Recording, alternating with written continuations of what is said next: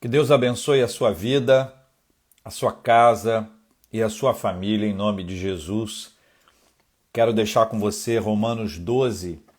Rogo-vos, pois, irmãos, pelas misericórdias de Deus, que apresenteis o vosso corpo por sacrifício vivo, santo e agradável a Deus, que é o vosso culto racional. E não vos conformeis com este século, mas transformai-vos pela renovação da vossa mente, para que experimenteis qual seja a boa, agradável e perfeita vontade de Deus. Que bênção é a gente buscar sempre essa vontade de Deus, que é claramente diferente da nossa vontade. A nossa vontade é marcada pela imperfeição. A nossa vontade é marcada pelo nosso olhar, pela nossa perspectiva, que é sempre muito limitada, né? A vontade de Deus não. Ela é ampla. É como se Deus pudesse ver o filme todo, e Ele pode. E a gente pode ver apenas um capítulo, uma parte, um episódio de uma série. E é tão bom quando a gente entrega isso ao Senhor e diz: Senhor, eu quero experimentar isso aqui.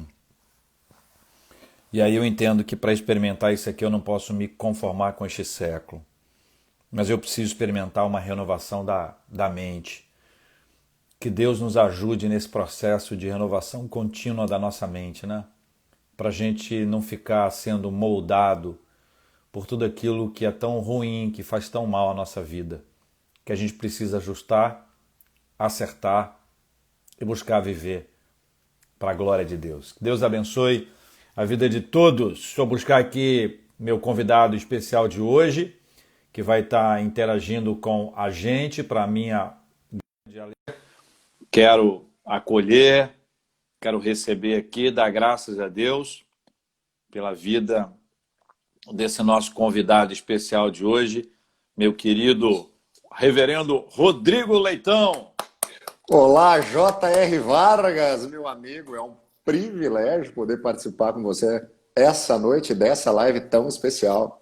Ô, Rodrigão, e aí, beleza? Tudo em paz? Tudo jóia, querido. Tudo bem, graças Aqui, a Deus. aqui nós já nos reunimos hoje à tarde para tratar sobre outros assuntos. Aliás, queria muito que daqui a pouquinho você contasse e a gente interagisse aqui sobre essas ações que envolvem a nossa querida IPB, Igreja Presbiteriana do Brasil.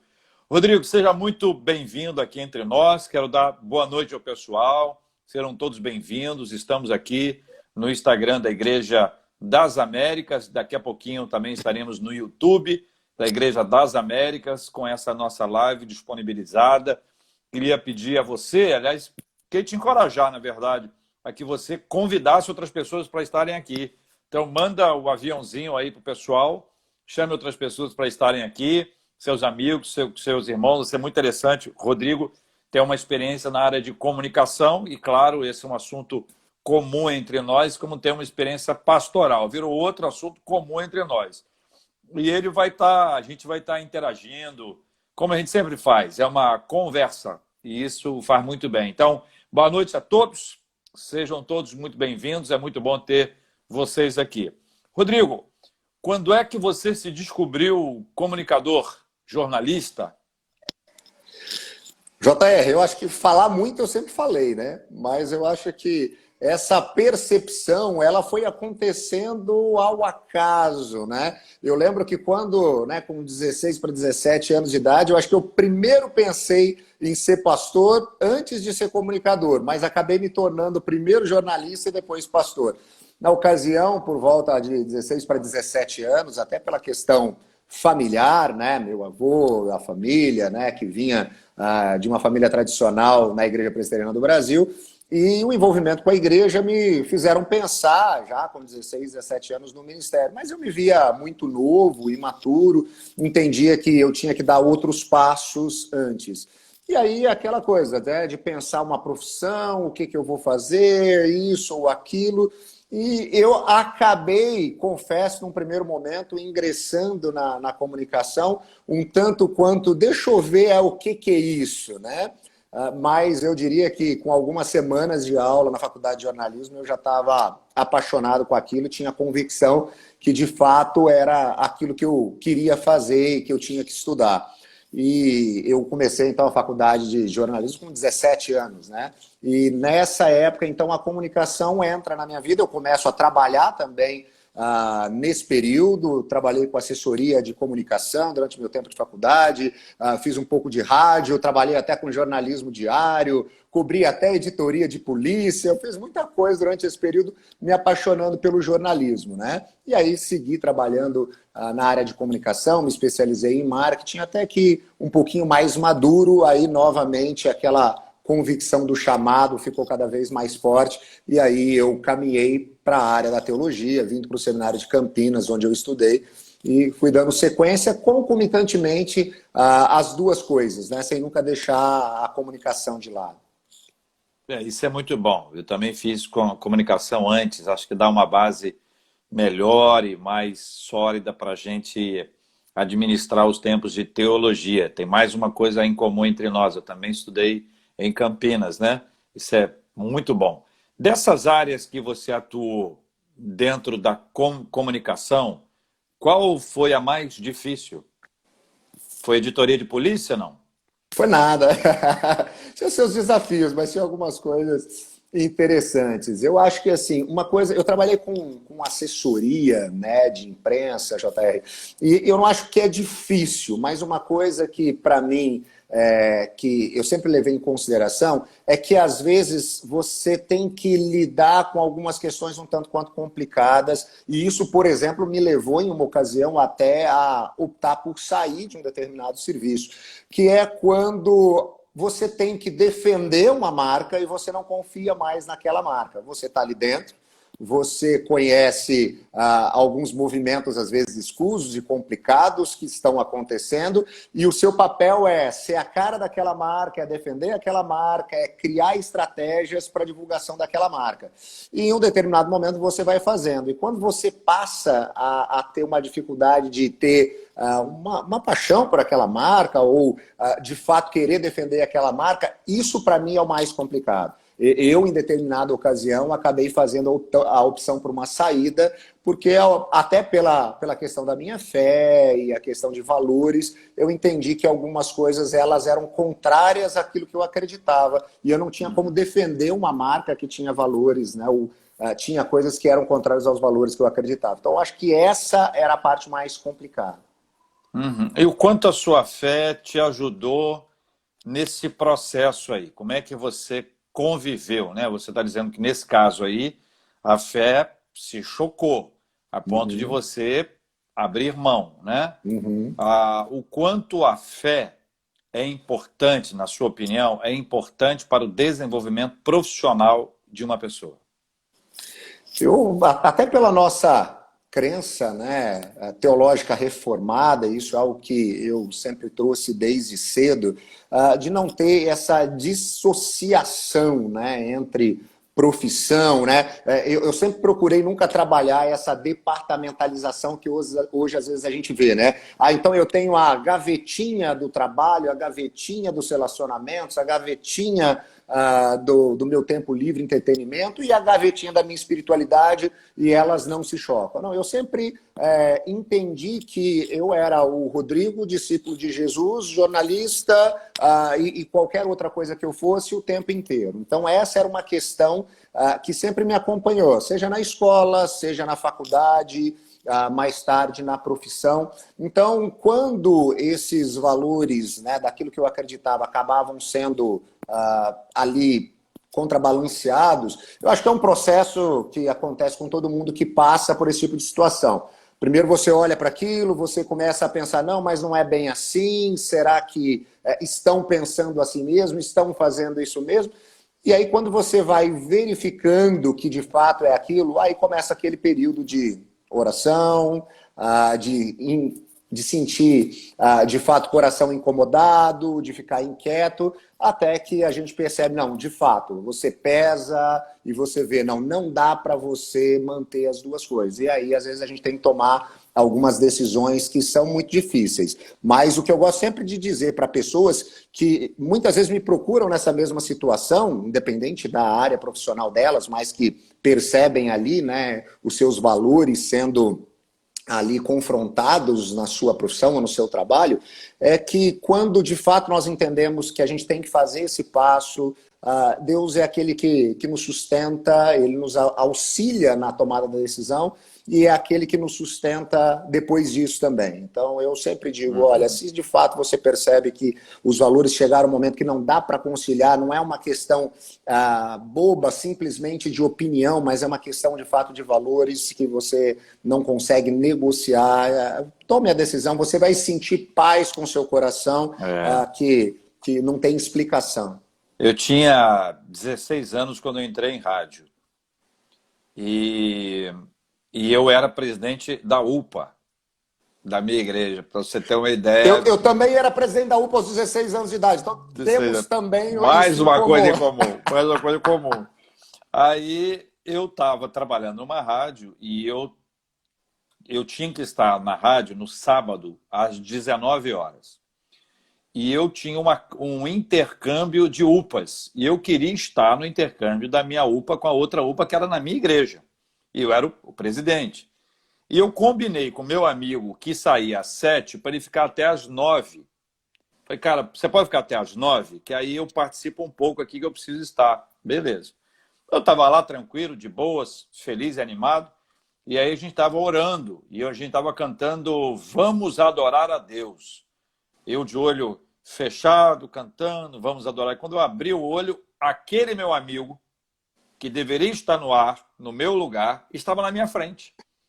E eu levei um susto. Falei, rapaz, o que houve? O que você está fazendo aqui? Não, que o chefe mandou te buscar, falou para você ir para lá agora. Eu falei, agora? Mas eu não combinei contigo. Ele falou, não. Ele disse que não para você ir agora. Eu falei, tá bom, então eu vou. Eu fui chorando e tomei uma decisão. Vou largar a rádio. Vou largar a rádio. Aí fiz o horário no sábado, beleza, fui embora. Domingo à tarde eu tinha outro horário. Cheguei lá, quando encontrei com ele, eu falei, se eu quero conversar com o senhor. Não, ele falou para mim, se eu quero falar com você. Eu falei, eu quero falar com você. Aí ele falou, então fala. Eu falei, não, fala você.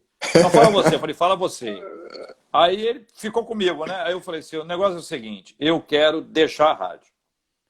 Eu gosto muito da rádio, ela está me atrapalhando na escola, mas eu me viro. Ela está me atrapalhando na saúde, mas eu me viro. Agora, na igreja eu não deixo, não. Não pode.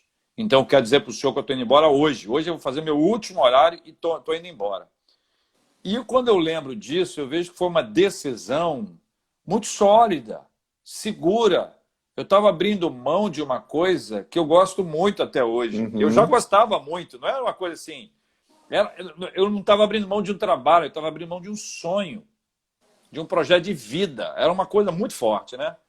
Aí, nessa ocasião, cara, ele me falou assim, então você faz o seguinte, hoje você está de folga. Hoje não. Hoje e amanhã você está de folga.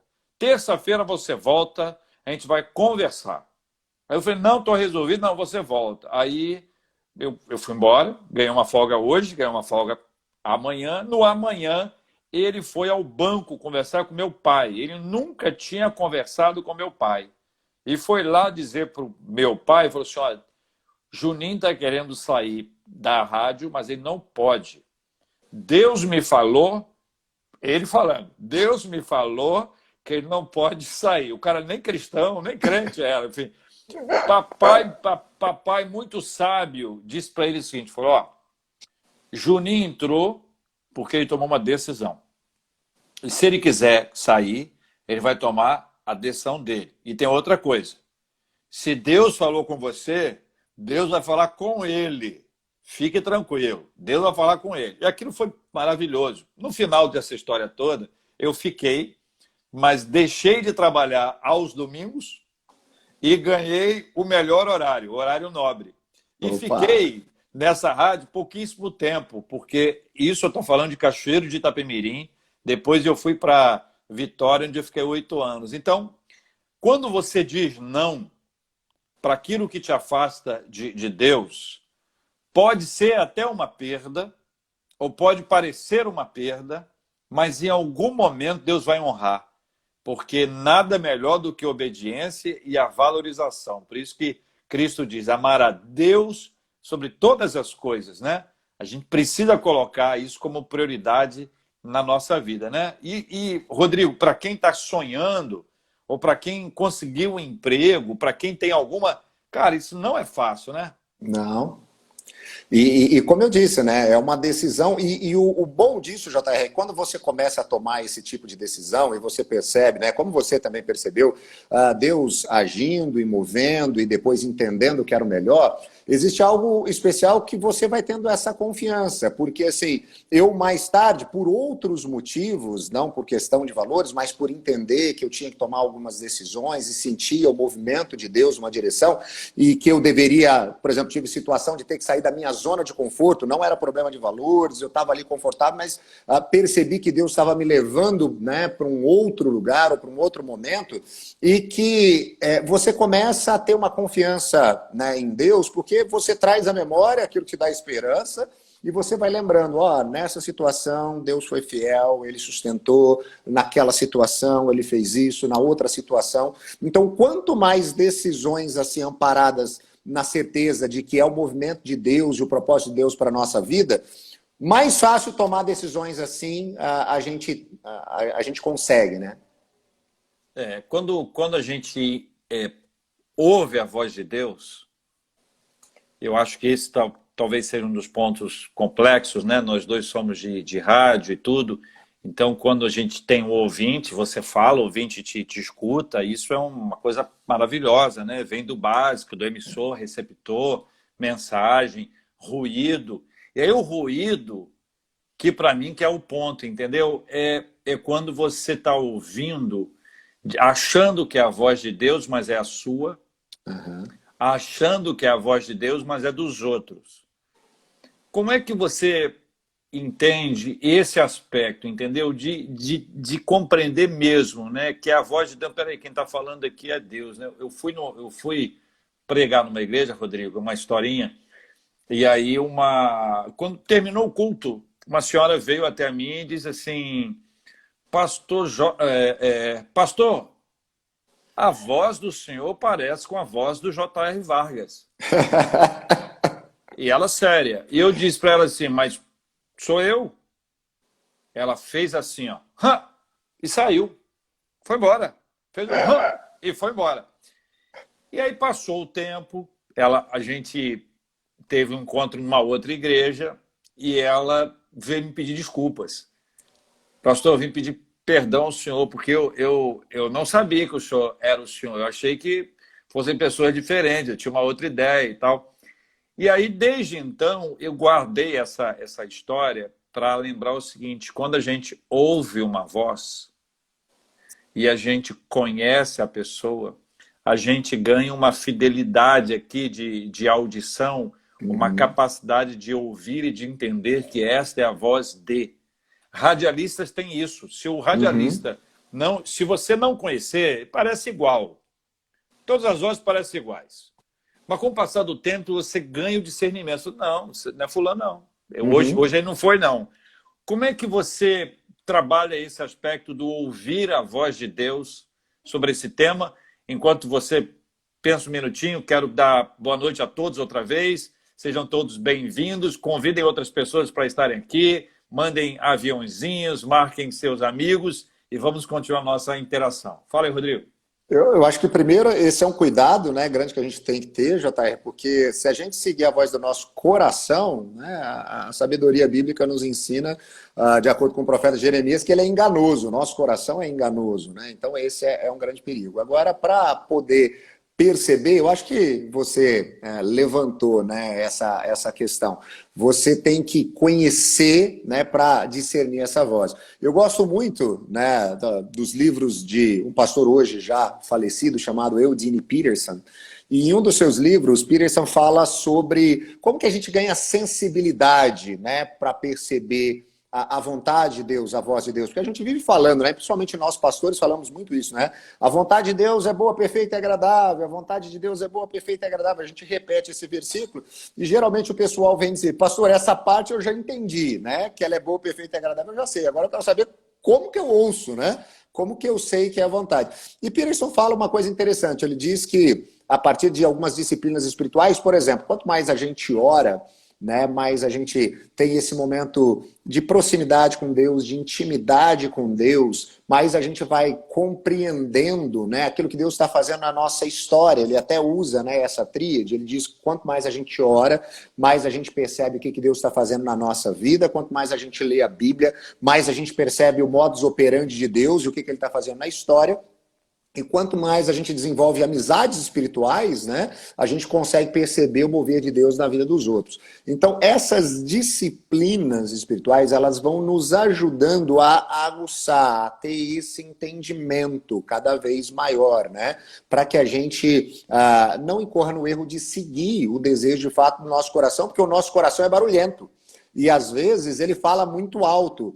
E algumas, né, dessas vezes em que Deus está nos direcionando, como eu disse, se nós estamos numa zona de conforto, é muito diferente daquilo que o nosso coração quer. Então eu acho que o primeiro ponto é, conforme você vai tendo intimidade com Deus, conhecendo, né, a voz de Deus, o modus operandi de Deus, isso vai ficando mais fácil.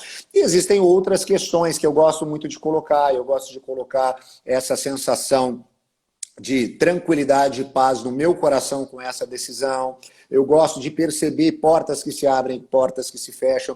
Eu gosto muito de ouvir, né, a minha esposa, Aline, que é alguém que está perto de mim, mas ouvir algumas outras pessoas, né, maduras, que eu confio, que eu sei que são pessoas que de fato têm uma espiritualidade genuína, sólida e madura, para que elas me ajudem a perceber isso. Então, acho que são vários movimentos, né? Até que a gente consiga tomar uma decisão, que às vezes é uma decisão de fato que pode mudar o rumo total da nossa vida, né? Mudar de área, mudar de cidade, mudar de alguma coisa que a gente está acostumado, mas que a gente faz com segurança, né? E eu tenho percebido isso. Eu, ao longo dos últimos anos, tomei algumas decisões grandes de mudanças, né, significativas, e que eu tive muita paz, muita tranquilidade de perceber, né, que era o movimento de Deus, e depois você consegue atestar isso, né? Quando a gente toma a decisão, a gente precisa honrar, né? É um desafio muitas vezes, porque as coisas não são fáceis. Quando eu leio a história de Moisés, por exemplo, né, o fato dele ter sido convocado por Deus para uma missão que ele não tinha a menor ideia do tamanho que seria, porque se ele soubesse, ele fugiria daquela sarça para bem longe dela, embora seja uma coisa muito honrosa. Mas você vê o irmão Moisés diversas vezes vivendo suas crises, né? Suas pressões por causa da missão que lhe foi confiada. Como você trabalha essa ideia de, uma vez a decisão tomada, manter a decisão debaixo de problema, debaixo de chuva, debaixo de sol, debaixo de pressão, de resultado de falta dele? Como é que você lida com essa coisa de ser constante, a despeito de, ainda que? Olha, uma coisa que eu tenho procurado vivenciar, né, todos os dias, JR, eu acho que diz respeito a pregar e repregar o evangelho ao meu coração. Por que eu falo disso? Porque quando a gente tem essa consciência, né, em relação ao evangelho, a gente começa a nos estabelecer em algo mais específico, que não é quem nós somos diante dos outros ou diante de algumas conquistas, mas quem nós somos diante de Deus. Por que eu falo isso? Porque quando você começa a se estabelecer com a sua identidade pautada nisso, nós somos feitos por meio de Jesus, filhos amados em que Deus pode ter prazer, porque é isso que Jesus nos faz, né? Ele nos traz para para essa possibilidade, né? Nós estamos debaixo dessa adoção. Isso é algo que vai trazendo uma tranquilidade no nosso coração para poder aprender a lidar com momentos adversos. E por que eu falo disso primeiro? Porque quando a gente entende isso, a gente vai perceber que o propósito de Deus para a nossa vida não é que tudo dê certo o tempo inteiro, que a gente fique multimilionário ou que a gente tenha qualquer outro tipo de conquista pessoal, mas que o propósito de Deus é que nós caminhemos na direção da maturidade, do amadurecimento. A gente encontra isso em Efésios 4:13, Paulo nos relembra isso, né? Esse propósito de caminhar na direção do amadurecimento. E deixa eu te contar uma coisa, amadurecer é um negócio complicado. É um negócio complicado. Eu lembro que certa vez, quando o Gael, meu filho mais velho, hoje tem 10 anos, na ocasião ele tinha uns 4 anos, 4 ou 5 anos, ele começou a reclamar de dores na perna todo final de tarde. E aí eu e a mãe, pais de primeira viagem, ficamos preocupados, fomos à pediatra, doutor, o que está acontecendo? Eu falei, pai, mãe, tranquilo. Isso é normal, é dor de crescimento, os ossos dele estão crescendo e crescer dói.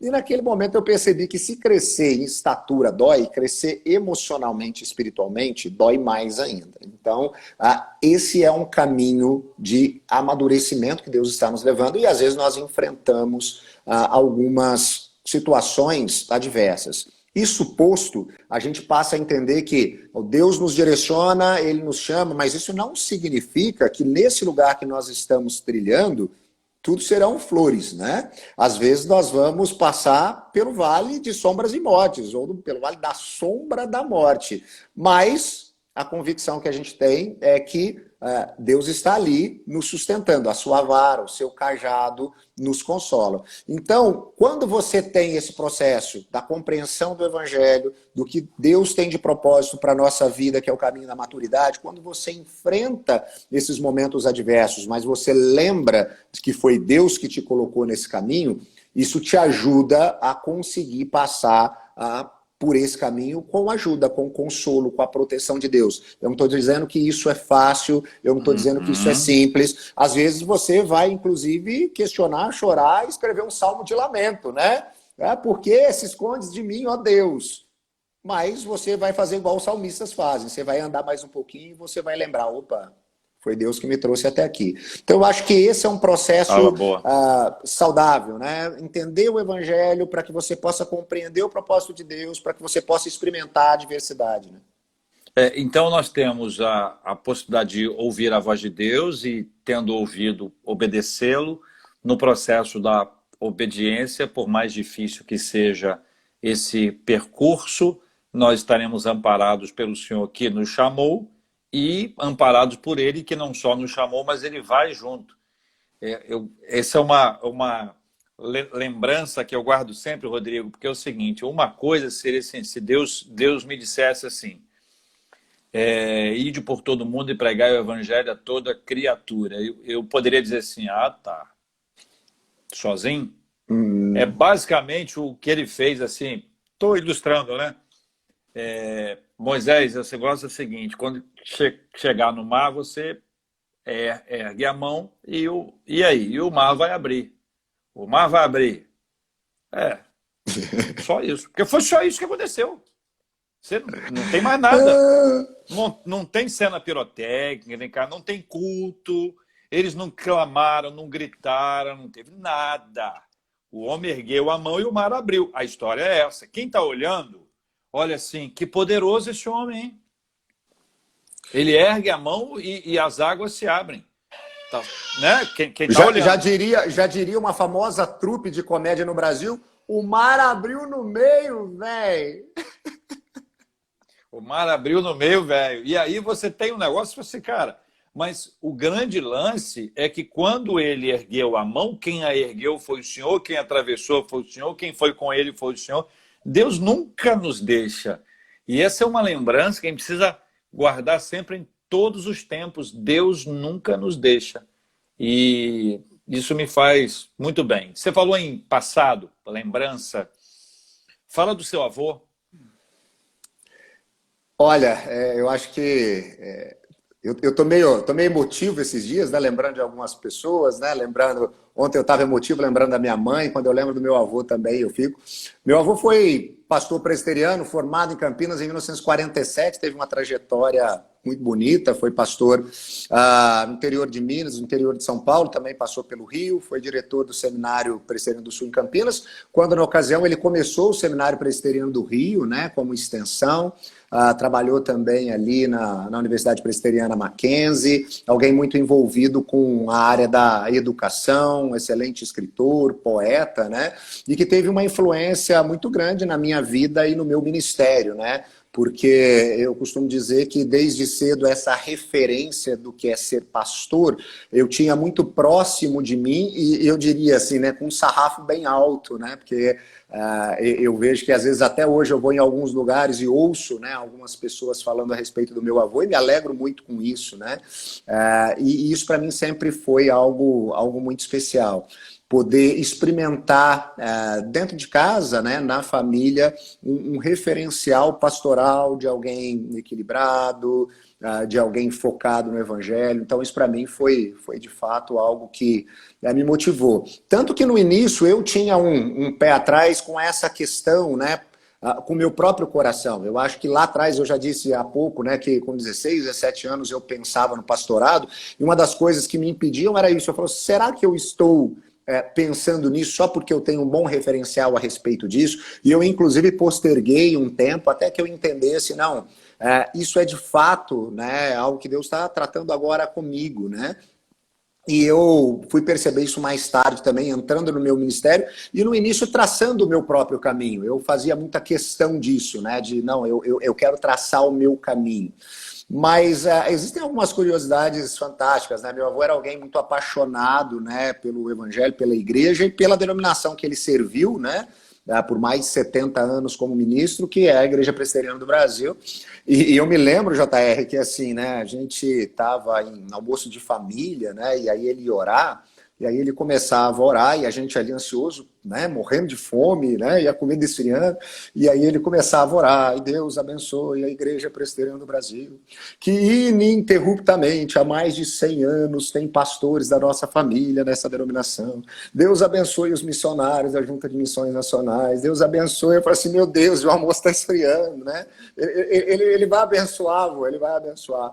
Mas era algo muito especial. Então eu cresci nesse contexto, né, de um carinho muito grande em relação à igreja. E outra coisa especial é que ele faleceu em 2014 com 92 anos, né, prestes a fazer 92 anos, e muito querido e muito ativo, né? Ele, até 2 meses antes do falecimento dele, antes dele de fato, né, se internar por uma pneumonia e ter um agravamento, ele pregava ou dava aula de escola bíblica dominical todos os domingos, né? Então, aos 92 anos de idade, ele não passava uma semana sem estar pregando ou sem estar ensinando. Então, isso foi algo, de fato, para mim, como referência, né? Às vezes a gente, infelizmente, percebe alguns pastores jubilados que até sentem, né, se sentem um pouco de escanteio, não valorizados, né?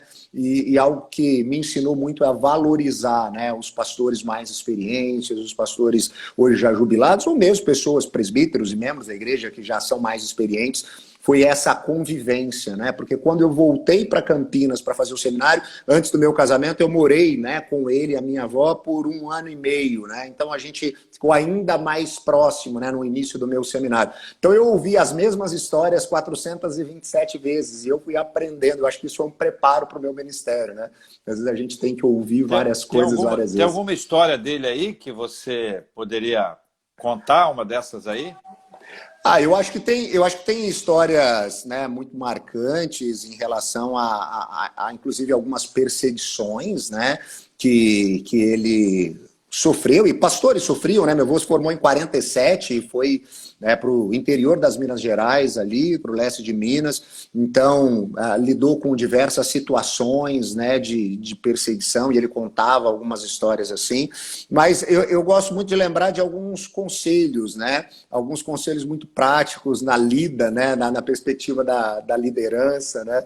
Eu lembro que uma vez ele me disse que a gente sempre encontra algumas pessoas, sabe aquele cara meio enjoado que tudo que você fala na igreja ele vai dizendo, não, ele é do contra, ele é do contra. Às vezes você encontra isso no conselho ou em esferas de liderança, né? E eu lembro que ele me estão perguntando aí, meu avô Leninha, foi o reverendo Natanael de Almeida Leitão.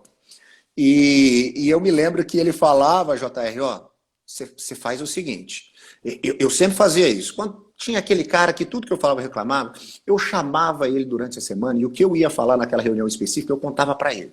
Geralmente esse tipo de pessoa só com você não vai reclamar, não vai colocar oposição, só vai balançar a cabeça e dizer, ah, é. Aí quando você precisar falar, você faz o seguinte, você chega e diz assim, pessoal, né, eu estou pensando isso aqui, inclusive eu já conversei com o irmão fulano, né, ele achou ótima a minha ideia, né, porque se ele não reclamou, não disse nada, né, na frente dos outros ele não vai reclamar, né. Então, eu já usei essa, JR, várias vezes no meu ministério, eu comprovo para você aí que está ouvindo, viu, funciona. Então, às vezes, aquela pessoa que pega aí, né, muito no pé, talvez essa conversa com ela, expõe para ela primeiro, que ela não vai... ela depois não vai ser oposição a você. Mas iguais a essa, algumas histórias de como lidar com conselho e de situações assim, tem muitas que eu guardo, né? Eu tive uma experiência em sala de aula. Eu dava aula no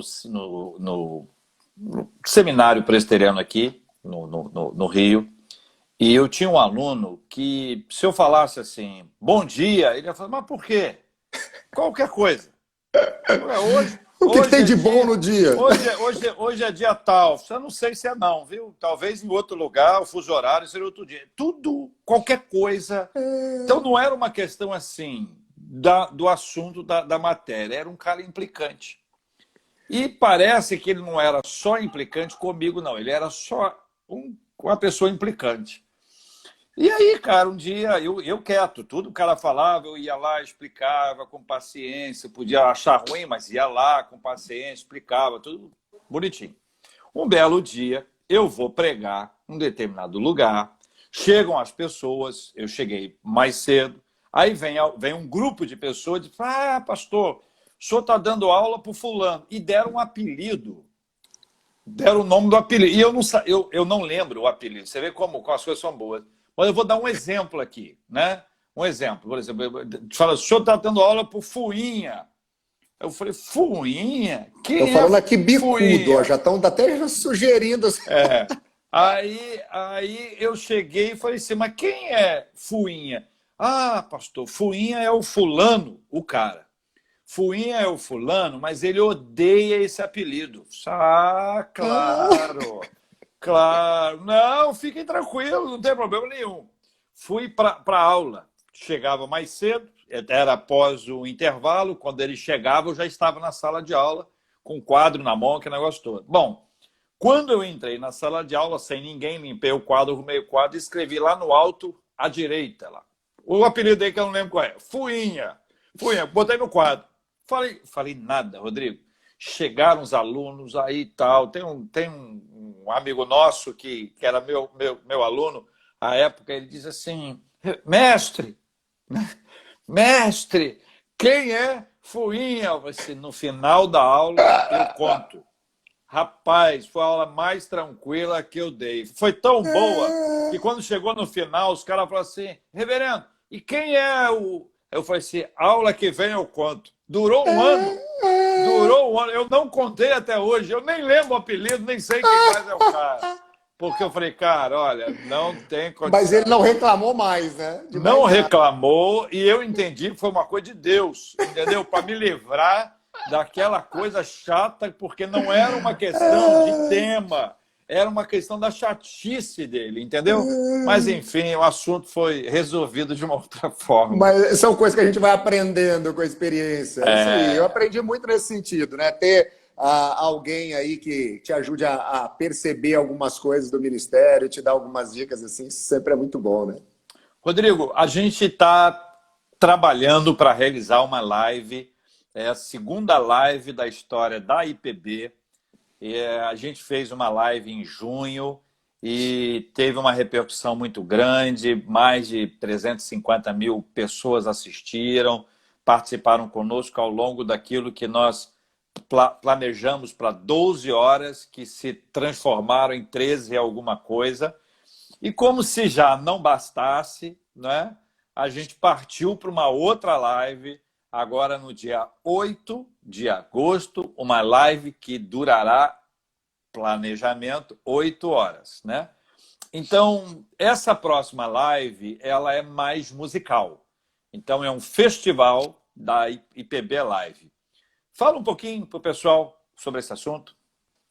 Olha, JR, eu acho que, né, começando, né, no IPB Live, que foi, de fato, como você disse, um dia especial, histórico, né, para a nossa denominação, e que nos trouxe muitas surpresas. Uma delas foi que a gente tinha pedido para o pessoal que eles enviassem, né, aqueles vídeos mosaicos que se tornaram comuns aí por causa da pandemia, e o pessoal começou a fazer para apresentar nas igrejas, e a gente pediu para que alguns fossem enviados, e havia uma expectativa de que, de fato, alguns, né, fossem enviados, e a gente se surpreendeu, né, com o número grande que a gente recebeu, e ali surgiu aquela ideia de, olha, não vamos parar por aqui não, né, vamos continuar com isso aqui, e aí surgiu a ideia do festival. O festival, ele então vai ter diversas situações, diversos cenários, diversos momentos diferentes. Um deles é a apresentação, né, de grande parte dessas músicas que foram enviadas, né, para nós, essas músicas, né, em formato mosaico, vídeos em formato mosaico. A gente vai ter um momento de palestras, né, que a gente vai ter focado nessa ênfase, né, com essa ênfase da adoração, mais palavras ao nosso coração, com muita gente boa aí já confirmada, depois a gente pode até dizer alguns nomes por aqui.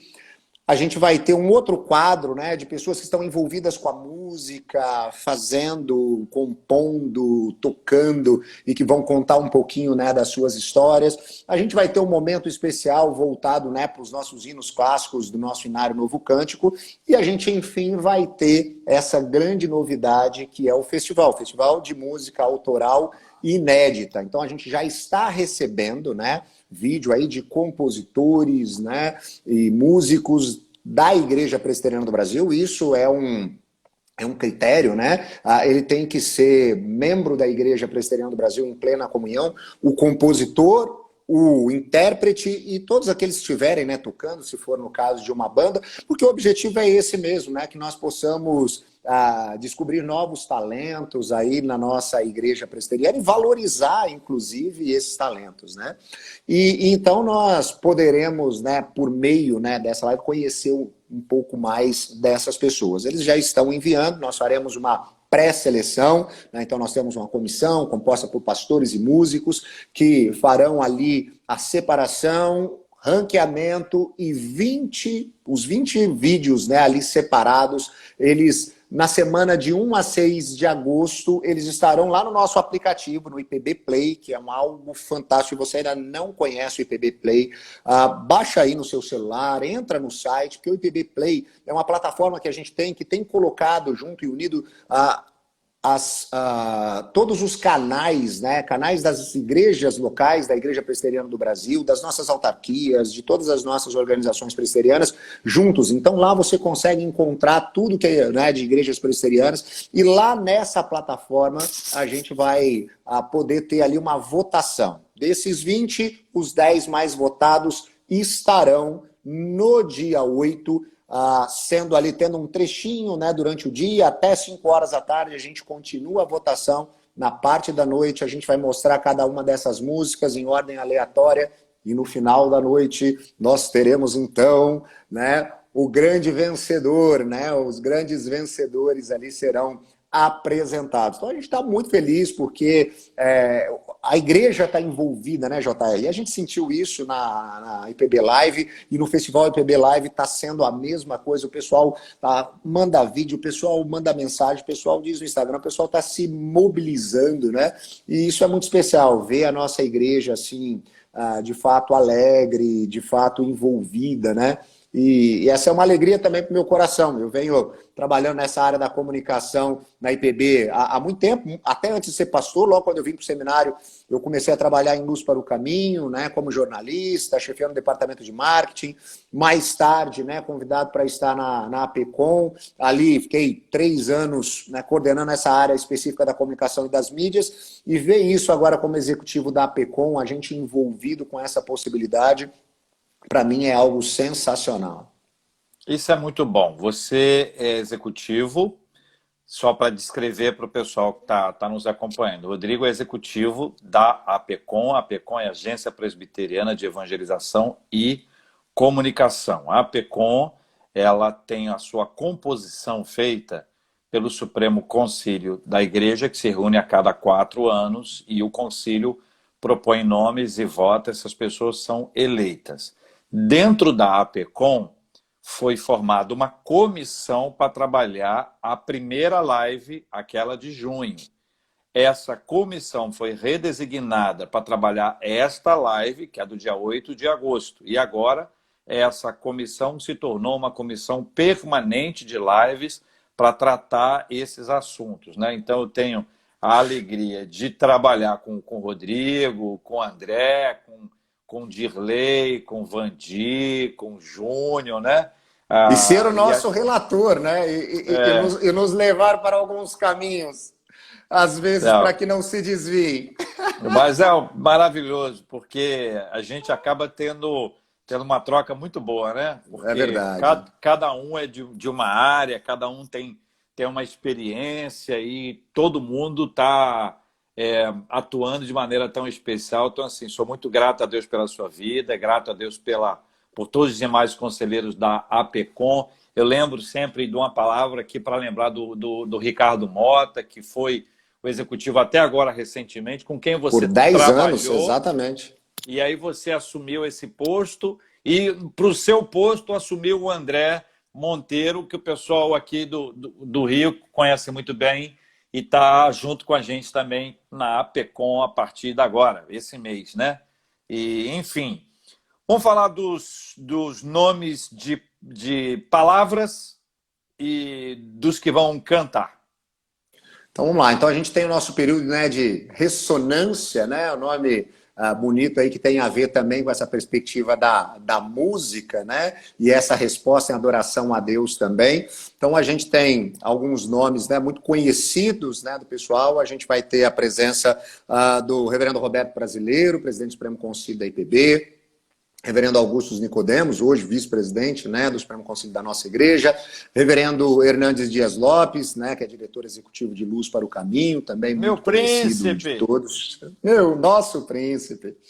E aí nós teremos, né, além desses nomes, nós teremos Reverendo Amaury Oliveira, que é pastor da Igreja Presbiteriana da Penha, em São Paulo, né, alguém muito especial que tem sido muito usado por Deus aqui em São Paulo. Nós temos o Reverendo Heber de Campos Júnior, né, que também, tanto na perspectiva acadêmica como também na perspectiva pastoral, né, tem sido alguém aí que tem feito, de fato, uma diferença, dado a sua contribuição dentro da nossa igreja. A gente vai ter a presença da Mariana Guerra, que é uma jovem da Igreja Presbiteriana do Guará 2, lá em Brasília, também tem uma palavra muito especial, e de um casal muito querido aí também do Rio de Janeiro, né, o Filipex, meu amigo o Reverendo Felipe Teles e a Rafaela, também trarão aí uma palavra na perspectiva da adoração dentro do contexto familiar. Então, assim, vai ser muito legal, porque você pode perceber que tem um viés diferente, pessoas que têm, né, áreas de atuação, mesmo dentro da igreja, mas linhas diferentes, né, de atuação, mas que juntas vão estar falando, né, nessa perspectiva aí, né, dessa teologia que se transforma em adoração, né? E cantando.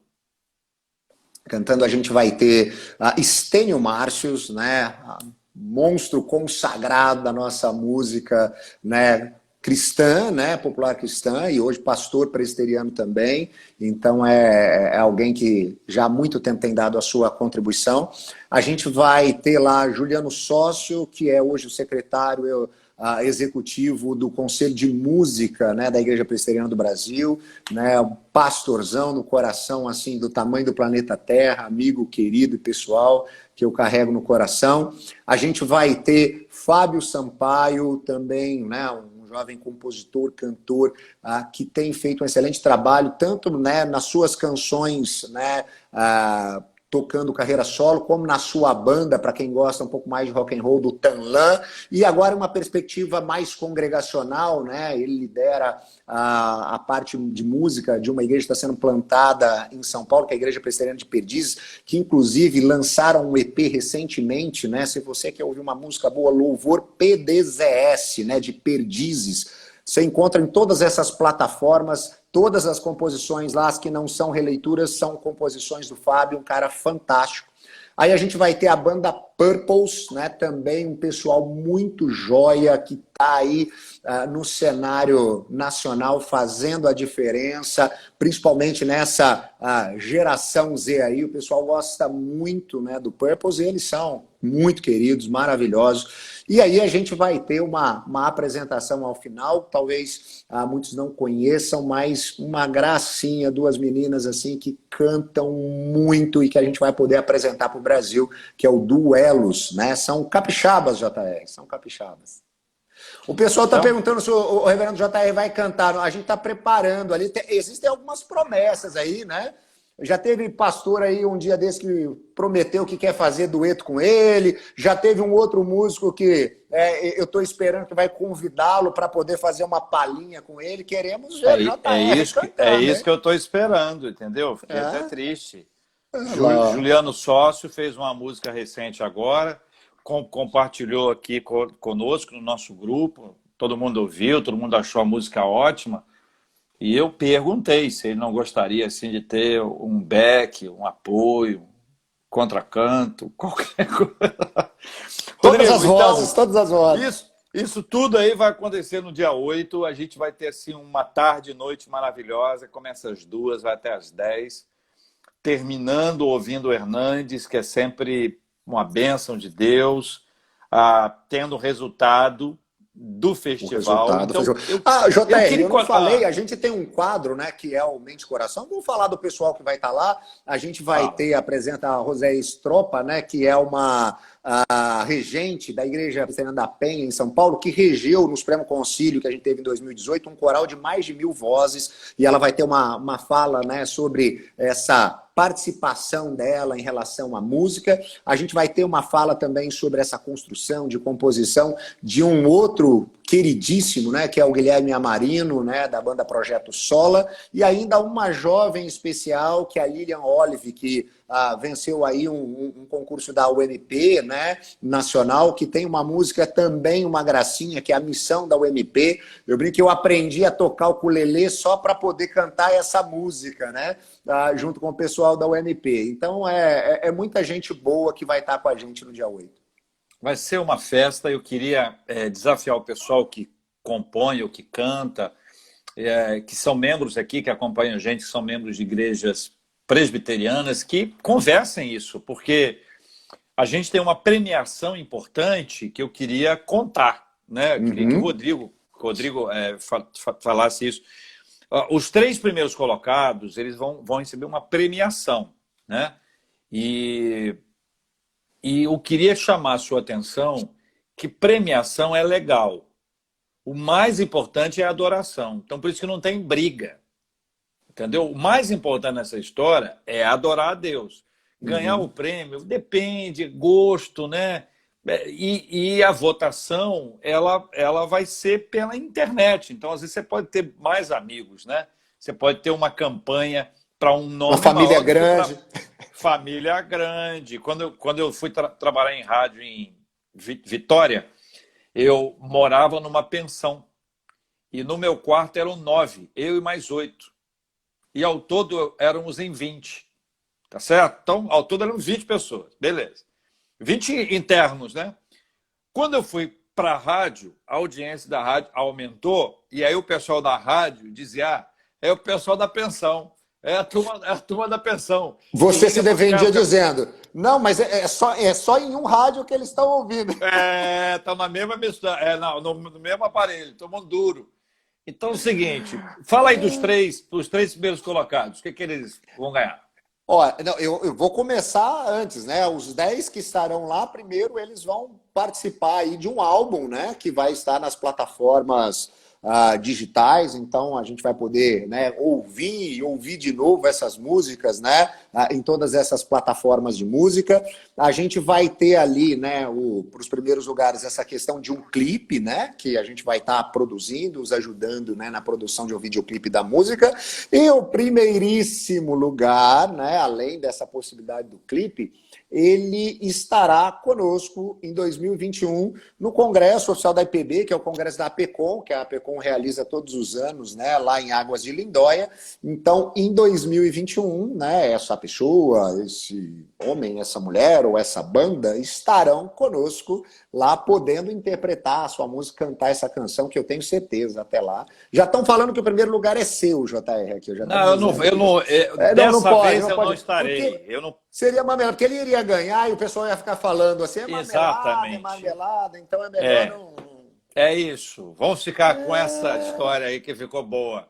Rodrigo, fala aqui as redes sociais da IPB e as suas e da sua igreja local. Por favor, vamos lá. Então, começando, né, pela IPB, e eu vou falar antes das redes sociais da IPB, falar especificamente para você que quer inscrever sua música, né, do nosso site do festival. É o festival.ipb.org.br. E aí você já sabe o site da nossa igreja, né? Que é o ipb.org.br, e a gente replica isso no Facebook, o facebook.com/ipb.org.br. No Twitter e no Instagram a gente está como IPB Oficial. Você também me encontra, né, em todas as plataformas, Rodrigo Leitão lá no Facebook, eu sou o heavy.rodrigo.leitão no Instagram e o Leitão Rodrigo no Twitter. Sou pastor da Igreja Presbiteriana de Itatiba, presbiteriana.itatiba, você também encontra aí, né, nas redes sociais, inclusive lá no YouTube, a gente tem, né, um CD legal, né, com uma nova leitura dos cânticos, né, do nosso Inário Novo Cântico, então o pessoal gosta bastante de curtir ali a nossa página no YouTube. Você pode conhecer também a página da Igreja Presbiteriana de Itatiba no YouTube e ouvir as nossas músicas. Às 9 horas da manhã tem culto online, através do Facebook e do YouTube, e em seguida, é isso mesmo? E isso. Logo em seguida aula as aulas, né? Primeiro culto, depois a aula. Isso, a gente tem feito tudo online, né? Aqui na nossa região de Campinas ainda está tudo fechado, né? E a gente tem o culto às 19 horas. E às quintas-feiras a gente tem também a nossa live lá às 19 horas, né? Pelo nosso Facebook. Rodrigo, é uma alegria conviver com você, desfrutar da sua amizade, que Deus te abençoe muito. Quero dizer para os nossos companheiros aqui, amigos e irmãos que estão nos acompanhando, que a Igreja das Américas você encontra no YouTube, no Facebook, no Twitter, no Instagram. É só procurar Igreja das Américas e a gente se encontra lá. Os nossos cultos prosseguem às quintas-feiras, às 20 horas, aos domingos, às 10h30 e às 19 horas. Com um detalhe muito importante. Esta semana, domingo, dia 26, será a nossa volta aos cultos presenciais, graças a Deus. Amém. Então, domingo agora, às 10h30 e domingo, 19 horas, e tem que se inscrever pelo aplicativo por causa do espaço, por conta dessa questão importante de cuidado, de zelo. Nós temos um distanciamento de 2 metros, isso reduziu o nosso espaço no templo, nos obrigando a ter, no máximo, 63 pessoas dentro do templo. Então, nós abrimos as inscrições hoje, Rodrigo, meio-dia. E quando eram quase assim, pouco antes das 2 horas, as inscrições estão praticamente esgotadas. Uau. E a gente teve que abrir uma outra lista para tirar o pessoal que vai trabalhar da lista de inscrição para dar mais espaço para os outros. E assim, pela graça de Deus, domingo nós vamos estar retornando as nossas atividades presenciais, continuando a transmissão online, tranquilamente, como a gente sempre faz, e pedindo a você, não deixe de buscar o aplicativo, o app da Igreja das Américas, para se inscrever, gratuitamente é lógico, mas tem que se inscrever e tem umas normas que nós estamos lá. 1 minuto para a gente encerrar, tempo para te agradecer mais uma vez, para a sua despedida e para pedir para você orar por nós, por favor. JR, é um privilégio, uma alegria estar com você, você sabe. E uma alegria poder estar falando com todos que estão nos ouvindo aí. Vamos orar, vamos agradecer a Deus esse tempo. Deus de graça, muito obrigado por tão grande amor derramado sobre nós, revelado em Cristo Jesus. Que o Senhor, de fato, nos leve a cada dia na direção do centro da sua vontade, que é boa, perfeita e agradável. Que o Senhor nos dê sensibilidade, sabedoria, discernimento para compreender aquilo que o Senhor quer fazer em nós e através de nós. Nós oramos assim no nome de Jesus. Amém e amém. Graças a Deus. Bom demais, meu amigo. Deus abençoe você, Deus abençoe Rodrigão, a todos que estão conosco. daqui a pouquinho vai estar disponível no YouTube, viu, gente? Aí vocês vão poder ir lá no YouTube, Igreja das Américas, pegar, compartilhar, mandar para as pessoas também, que vai ser muito importante. Rodrigo, Deus te abençoe, meu irmão. Abraço, JR. Com Deus. Abraço, gente. Deus abençoe.